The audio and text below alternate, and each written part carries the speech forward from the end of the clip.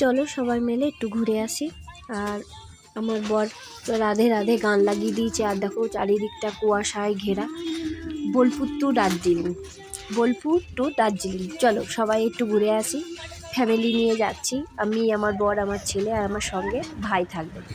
কারণ অনেক দিন হলো যাইনি, দিয়ে মনটা খারাপ করছে, তাই দার্জিলিংয়ের উদ্দেশ্যে বেরিয়ে পড়লাম। দেখো এগুলো মালদা ক্রস করে গেছি, মালদা টালদা পেরিয়ে গেছি। এগুলো রাস্তাগুলো দেখো খুব সুন্দর লাগছে চারিপাশটা, আর চারিদিকটা সর্ষের ফুলে ভরা।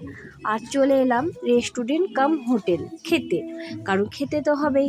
আর আমার মেয়ে দেখো খেলা করছে পার্কে, ছেলে দোলনায় দুলছে, আর ওইটা হচ্ছে আমার ভাই। চলো তাহলে খেয়ে নিই।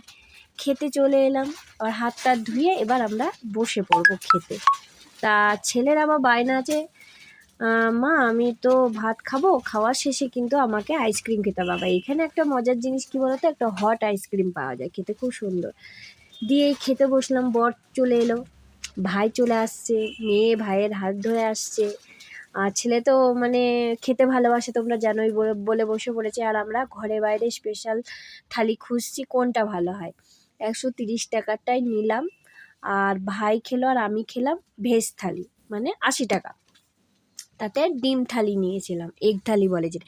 দেখো খেতে বসে গেছে, অনেক কিছু দিয়েছে, কিন্তু তোমরা দেখে নাও, দেখে নিয়ে তোমরা কমেন্টসের মধ্যে বলবে কেমন হলো ভিডিওটা, কমেন্টসের মধ্যে জানাও। আর সুস্থ থেকো, ভালো থেকো, ধন্যবাদ সবাইকে।